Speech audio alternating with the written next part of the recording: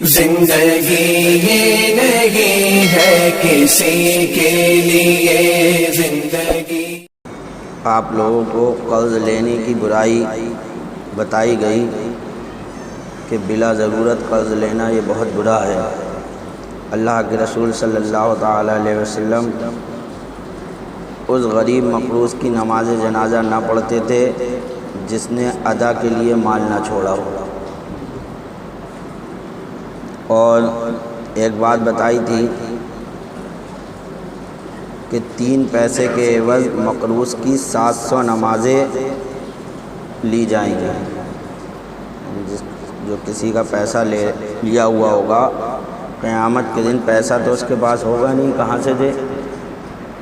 تو وہاں پر 3 پیسے کے عوض 700 نمازیں اس کو دینا ہوگی۔ اس سے اندازہ لگائیے کہ بلا ضرورت قرض لینا کتنی غلط بات ہے۔ رہی بات قرض دینا، تو اس کی فضیلت بتا رہے ہیں کہ لوگوں کو قرض دینا، محتاجوں کو، یہ کتنی فضیلت کا کام ہے اور اللہ تبارک و تعالیٰ اس میں کتنا ثواب عطا فرماتا ہے۔ کہنے حاجت مند کو قرض دینا باعث ثواب ہے۔ حضور صلی اللہ علیہ وسلم فرماتے ہیں کہ 3 شخصوں کو اجازت ہوگی کہ جنت میں جس دروازے سے چاہیں جائیں اور وہاں کی جو نعمتیں چاہیں اختیار کریں۔ ایک تو مقتول کے ورثہ جو قاتل کو خون معاف کر دیں، کسی کو قتل کر دیا، کسی مسلمان نے کسی مسلمان کو قتل کر دیا، تو قاتل کے جو وارث ہیں انہوں نے مسلمان ہونے کے ناطے اس کو معاف کر دیا۔ اس نے معافی طلب کی کہ بھائی مجھ سے غلطی ہو گئی، آپ معاف کر دو مجھے، تو انہوں نے اس کی دیت نہ لی، پیسہ نہ لیا، بلکہ معاف کر دیا۔ ٹھیک ہے، ہم نے معاف کر دیا، تو ان وارثوں کو جو ہے یہ اجازت ہوگی کہ وہ جنت میں جس دروازے سے چاہیں چلے جائیں۔ دوسرے وہ جو ہر فرض نماز کے بعد 11 بار قل هو اللہ پڑھا کرے۔ ہر فرض نماز کے بعد 11 مرتبہ قل هو اللہ شریف پڑھے گا، اسے بھی یہ اجازت ہوگی کہ وہ جنت کے جس دروازے سے چاہیں چلے جائیں۔ یہاں ایک بات بتا دیں، یہ جو آیا ہے کہ فرض نماز کے بعد وظائف پڑھنے کے بارے میں، بہت سے وظیفے آئے ہیں کہ فرض نماز کے بعد یہ وظیفہ پڑھو، فرض نماز کے بعد یہ وظیفہ پڑھو۔ جیسے یہی ہے 11 مرتبہ قل هو اللہ شریف پڑھو گے تو جنت میں جس دروازے سے چاہو داخل ہو جاؤ۔ تو اس کا یہ مطلب ہی نہیں ہے کہ فرض نماز کا سلام پھیرا اور آپ نے پڑھنا شروع کر دیا۔ اگر ایسا ہوگا تو پھر جتنے بہت سے وظائف ہیں آدمی فرض نماز کے بعد پڑھنا چاہتا ہے، اگر امام صاحب پڑھنے بیٹھ گئے تو سنتوں میں تو بہت دیر ہو جائے گی، دعا کب مانگیں گے، کب مقتدی جو ہے انتظار ہی کرتے رہیں گے کہ امام صاحب اب وظیفے سے فارغ ہوں تو دعا ہو، پھر سنتیں پڑھی جائیں۔ اور حکم یہ ہے کہ جن نمازوں کے بعد سنت موقدہ آئیں ان میں دعا بھی چھوٹی ہونا چاہیے، یعنی نماز فرض اور سنت کے درمیان دیری نہیں ہونا چاہیے، نہ کوئی کلام ہونا چاہیے۔ فرض نماز پڑھو فوراً سنت کے لیے کھڑے ہو جاؤ۔ اگر سنت میں دیری کری یا بیچ میں کلام کر لیا آپ نے تو سنتوں کا ثواب کم ہو جاتا ہے، یہ بھی آیا ہے۔ تو پھر ان وظائف کو کیسے پڑھا جائے گا؟ تو وظائف کو یوں ہی پڑھا جائے گا کہ حکم یہ ہے کہ فرض نماز کے بعد پڑھا جائے، تو فرض نماز پڑھ لی، اس کے بعد سنتیں پڑھ لی، پھر ان وظائف کو پڑھ لیا، تب بھی تو فرض نماز کے بعد ہی ہوئی ہے وہ۔ یہ تھوڑی کہ سلام پھیرتے ہی اور ان وظائف کا پڑھنا ضروری ہے۔ فرض نماز آپ نے پڑھی، سنتیں پڑھ لی، پھر آپ کو بیٹھ کر جو وظیفہ پڑھنا ہے اپنا وہ پڑھ لیجئے، وہ فرض نماز کے بعد ہی ہوگا۔ یہ نہیں ہے کہ وہ فرض نماز سے پہلے ہو گیا۔ تو یہ جو ہے آدمی اگر یہ سوچے ہے کہ فرض نماز کے بعد ہی پڑھنا ہے لہذا سنتوں سے پہلے پڑھ لیں، تو یہ طریقہ صحیح نہیں ہے، یہ طریقہ غلط ہے۔ بلکہ فرض نماز پڑھیں، مختصر دعا کریں اور سنتیں پڑھیں، اپنی سنت موقدہ جو ہیں، اس کے بعد جو وظائف ہیں جو فرض نماز کے بعد پڑھنے کا حکم ہے، اب وہ آپ آرام سے بیٹھ کر مسجد میں پڑھ سکتے ہیں۔ تو فرمایا جو ہر فرض نماز کے بعد 11 بار قل هو اللہ پڑھا کرے۔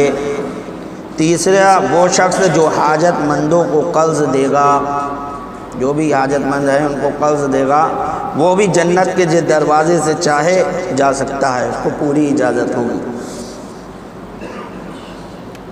ابو عمر امامہ باہلی رضی اللہ عنہ نے خواب میں دیکھا کہ جنت کے دروازے پر لکھا ہے کہ صدقے کا ثواب 10 گنا ہے اور قرض دینے کا 18 گنا۔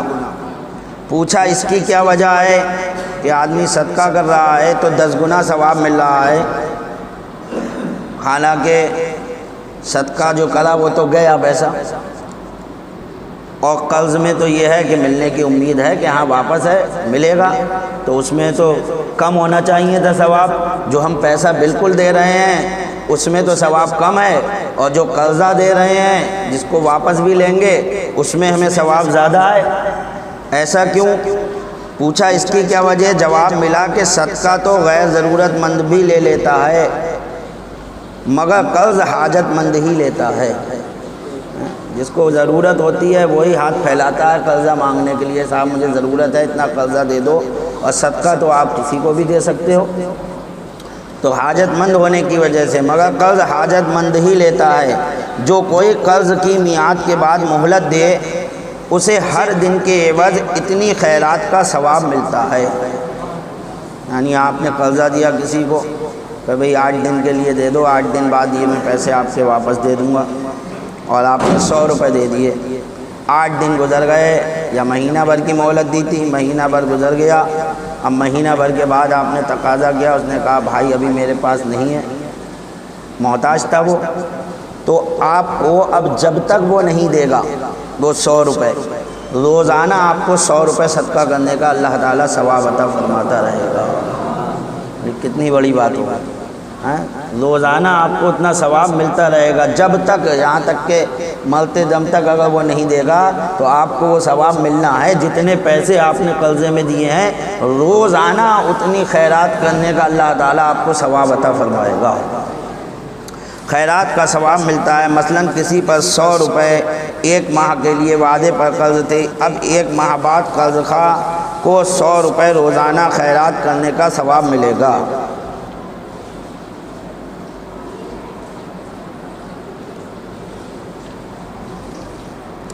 شرعاً قرض اور دین میں فرق ہے، 2 چیزیں ہوتی ہیں، قرض اور ایک دین۔ اکثر لوگ دونوں کو ایک ہی کٹگرے میں رکھ دیتے ہیں، دین کو ہی کہتے ہیں قرض ہے، قرض کو بھی، لیکن شرعاً دونوں میں فرق ہے، قرض اور دین میں فرق ہے۔ کہہ رہے ہیں دستگرداں یعنی نقدی کے لین دین کو قرض کہا جاتا ہے، یعنی 500 روپے ادھار دے دیجئے، 1000 روپے ادھار دے دیجئے، یہ ادھار لیے، اس کو کہتے ہیں قرض۔ کسی سے پیسہ نقد ادھار لیا اور نقد واپس کرا، یہ کیا ہوتا ہے؟ یہ کہلاتا ہے قرض۔ تو یاد رکھیے یہ فرق، آج دھیان رکھیے گا تو انشاءاللہ تعالیٰ آپ کے کام آئے گا۔ تو دستگرداں یعنی نقدی کے لین دین کو قرض کہا جاتا ہے، اور معاوضات کے ذمہ رہ جانے کو دین کہتے ہیں۔ یعنی آپ نے دکان سے سودا لی، آٹا دے دیجئے 1 کلو اور اس کے پیسے ادھار، تو وہ قرض نہیں ہے، وہ دین ہے، وہ دین ہے۔ اب سمجھ میں آ گیا دین اور قرض میں فرق؟ یعنی آپ سودا خرید کر جو پیسہ ادھار کر رہے ہو وہ دین کہلائے گا۔ کوئی چیز آپ نے خرید و فروخت کری، اس میں جو ہوا وہ سب دین میں آئے گا، اور جو آپ پیسہ مانگ رہے ہو کسی سے، آپ مجھے اتنا پیسے ادھار دے دیجئے، اور وہ واپس کر رہے ہیں، وہ قرض آئے گا۔ تو دونوں چیزوں میں فرق ہو گیا، ایک ہو گیا قرض اور ایک ہو گیا دین۔ کسی سے 6 روپے ادھار لیے یہ قرض ہے، لیکن 6 روپے کا مال خریدا اور قیمت ادا نہ کی، یہ دین قرض ہے، یہ دین ہے۔ قرض کی میعاد کوئی نہیں، قرض خواہ جب چاہے مانگ لے، طے شدہ میعاد کی لازمی پابندی نہیں۔ قرض کی کوئی میعاد نہیں ہوتی ہے، اگرچہ آپ نے تاریخ ڈال دیا ہے لیکن پھر بھی بیچ میں آپ مانگ سکتے ہو۔ جو پیسہ آپ نے ادھار دیا ہے کسی کو، آپ کو دینا ہوگا۔ تو قرض کی کوئی میعاد نہیں ہوتی، طے شدہ میعاد کی لازمی پابندی نہیں، مگر دین کی مقررہ میعاد کی پابندی کرنی ہوگی۔ جو خرید و فروخت میں جو ادھار والا معاملہ ہوا ہے اس میں جو طے ہوا ہے کہ اتنے مہینے بعد دیں گے، یعنی زمین خریدی کے حساب لو، یہ 1 لاکھ روپے ابھی لے لو اور باقی جو ہے 5 لاکھ جو ہے وہ 4 مہینے بعد دیں گے، تو وہ اس میں وہ پابندی کرنی ہوگی، پابندی کرنی ہوگی کہ وقت مقرر سے پہلے تقاضا نہیں ہو سکتا۔ نیز قرض میں زیادتی حرام ہے، قرض میں زیادتی حرام ہے۔ آپ کسی کو پیسہ ادھار دے رہے ہو، بدلے میں پیسہ بڑھتی لے رہے ہو، یہ حرام ہے، سود ہے۔ اور دین میں جائز ہے، دین میں جائز ہے۔ تاجر کہہ سکتا ہے کہ اس کپڑے کی نقد قیمت روپے گز ہے اور ادھار جو ہے وہ 1.5 روپے گز ہے، ہماری چیز ہم بیچ سکتے ہیں کہ بھائی یہ نقد میں لوگے تو یہ 100 روپے کی ہے، اب تم ادھار مانگ رہے ہو تو یہ 200 روپے کی ہے، اس میں بھی بڑھتی ہوا، لیکن یہ سود نہیں ہوگا۔ زیادہ تر جو آج کل جو ہے آدمی انشورنس کراتا ہے گاڑیوں پر، ان سب پر، اس میں کیا ہوتا ہے؟ یہی ہوتا ہے کہ نقد تو سستے میں مل جاتی ہیں، لیکن ادھار ہو رہا ہے، وہ قسطوں میں جا رہا ہے معاملہ، تو اس میں زیادہ پیسے دینا پڑتے ہیں، تو اس میں کوئی حرج نہیں ہے، یہ سود نہیں ہے، بلکہ یہ اس کی چیز ہے، وہ نقد میں آپ کو اتنے میں دے رہا ہے، اب آپ ادھار میں لینا چاہ رہے ہو تو اس چیز کو وہ اتنے میں دے رہا ہے، اس میں کوئی حرج نہیں ہے۔ تو یہ دین ہے، پتہ چلا دین میں زیادتی ہو سکتی ہے لیکن قرض میں نہیں ہو سکتی۔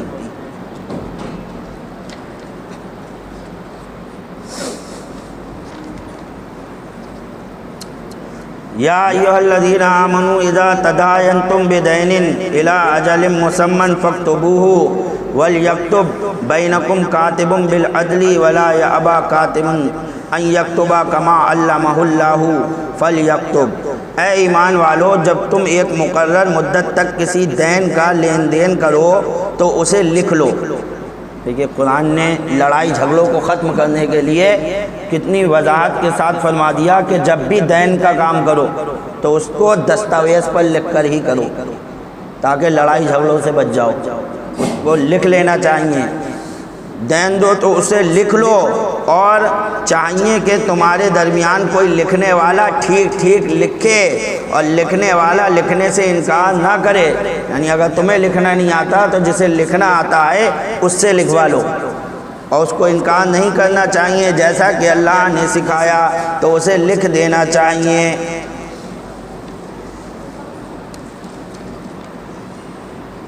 کاتب لکھائی کی اجرت لے سکتا ہے، یعنی اگر وہ لکھ رہا ہے، آپ کو لکھنا نہیں آتا، کوئی لکھنے والا ہے تو وہ اس لکھائی کی اجرت لے سکتا ہے، یہ جائز ہے، لیکن مسئلہ بتانے کی اجرت لینا حرام ہے۔ کوئی آپ سے سوال کرے شریعت کا، آپ کو اتنے روپے دو تو میں وہ مسئلہ آپ کو بتاؤں گا، تو ایسا کرنا یہ حرام ہے، کیونکہ لکھنا یا مستحب ہے یا فرض کفایہ، مگر مسئلہ بتانا فرض عین ہے۔ اور جو چیز فرض عین ہے، جو اللہ نے آپ پر فرض کی ہے، وہ جو ہے آپ پیسہ لے کر کرو گے تو وہ حرام تو ہوگا ہی۔ تو مسئلہ بتانا یہ فرض عین ہے، یعنی اگر کوئی پوچھے تو عالم کے اوپر اسے معلوم ہے تو اس وقت اس مسئلے کو بتانا فرض عین ہوتا ہے، اگر وہ اسے چھپائے گا تب بھی گناہ گار ہوگا۔ جہاں اجرت لینا حرام ہو وہاں دینا بھی حرام ہے، جب لینا حرام ہے تو دینے والے کو دینا بھی حرام ہے۔ جہاں اجرت لینا حرام ہو وہاں دینا بھی حرام ہے۔ داڑھی مونڈنے، حرام تماشا دکھانے، شراب پلانے وغیرہ کی اجرت لینا بھی حرام ہے اور دینا بھی حرام ہے، دونوں طرف سے لوگ گناہ گار ہوں گے۔ وَلْيُمْلِلِ الَّذِي عَلَيْهِ الْحَقُّ وَلْيَتَّقِ اللَّهَ رَبَّهُ وَلَا يَبْخَسْ مِنْهُ شَيْئًا فَإِنْ كَانَ الَّذِي عَلَيْهِ الْحَقُّ سَفِيهًا أَوْ ضَعِيفًا أَوْ لَا يَسْتَطِيعُ أَنْ يُمِلَّ هُوَ فَلْيُمْلِلْ وَلِيُّهُ بِالْعَدْلِ وَاسْتَشْهِدُوا شَهِيدَيْنِ مِنْ رِجَالِكُمْ فَإِنْ لَمْ يَكُونَا رَجُلَيْنِ فَرَجُلٌ وَامْرَأَتَانِ مِمَّنْ تَرْضَوْنَ مِنَ الشُّهَدَاءِ أَنْ تَضِلَّ إِحْدَاهُمَا فَتُذَكِّرَ إِحْدَاهُمَا الْأُخْرَى، اور جس پر حق آتا ہے وہ لکھتا جائے اور اللہ سے ڈرے جو اس کا رب ہے، اور حق میں سے کچھ رکھ نہ چھوڑے۔ پھر جس پر حق آتا ہے اگر بے عقل یا ناتواں ہو یہ لکھ نہ سکے تو ولی اس کا انصاف کے ساتھ لکھائے، اور 2 گواہ کر لو اپنے مردوں سے، 2 مرد نہ ہوں تو 1 مرد اور 2 عورتیں، یعنی 2 مرد گواہ بنا لو، اگر 2 مرد نہ ملے تو 1 مرد اور 2 عورتیں، ایسے گواہ جن کو پسند کرو کہ کہیں ان میں ایک عورت بھولے تو ایک کو دوسری یاد دلائے۔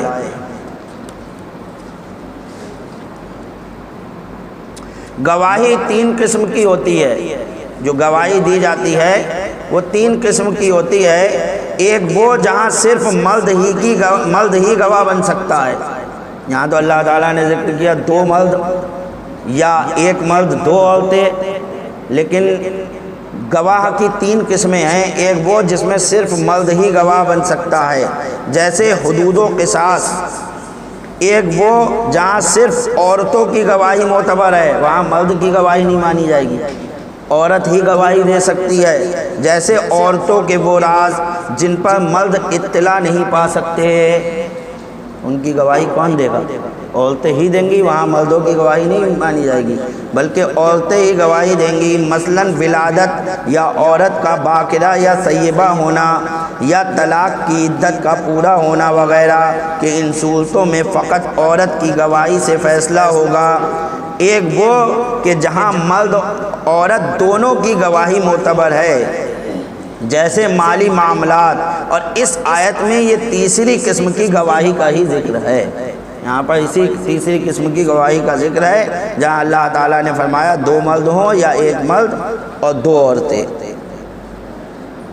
تو گواہ کا جو ہے متقی ہونا ضروری ہے، یہ بھی یاد رکھیں، ہر کوئی گواہی نہیں دے سکتا۔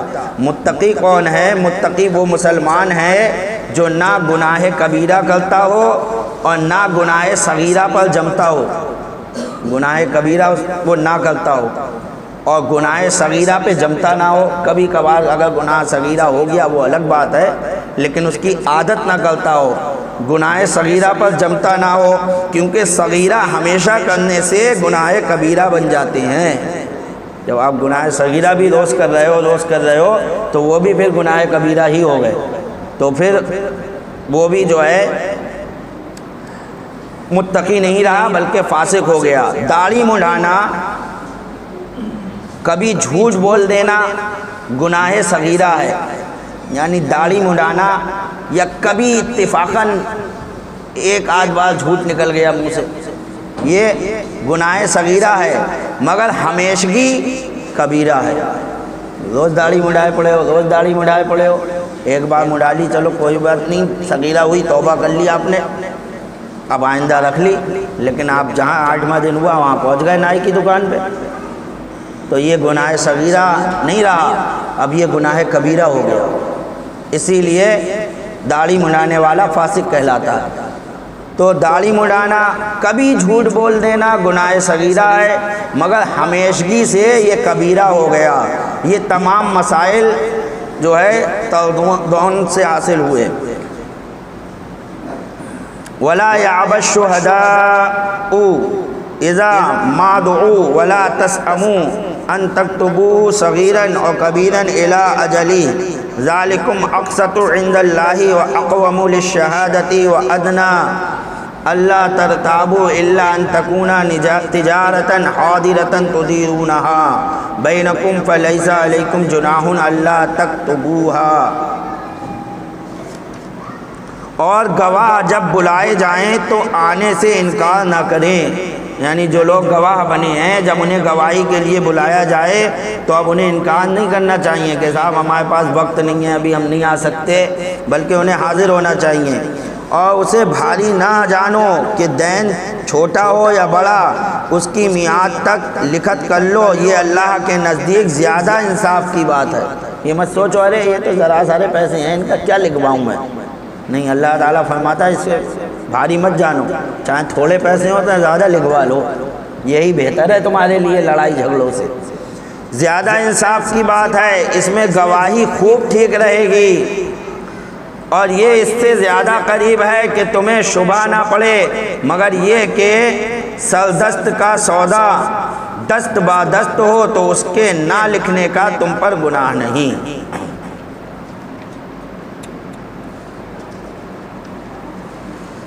وَأَشْهِدُوا إِذَا تَبَايَعْتُمْ وَلَا يُضَارَّ كَاتِبٌ وَلَا شَهِيدٌ وَإِن تَفْعَلُوا فَإِنَّهُ فُسُوقٌ بِكُمْ وَاتَّقُوا اللَّهَ وَيُعَلِّمُكُمُ اللَّهُ وَاللَّهُ بِكُلِّ شَيْءٍ عَلِيمٌ۔ اور جب خرید و فروخت کرو تو گواہ کر لو، اور نہ کسی لکھنے والے کو ضرر دیا جاوے اور نہ گواہ کو، یا نہ لکھنے والا ضرر دے نہ گواہ، اور جو تم ایسا کرو تو یہ تمہارا فسق ہوگا، اور اللہ سے ڈرو اور اللہ تمہیں سکھاتا ہے اور اللہ سب کچھ جانتا ہے۔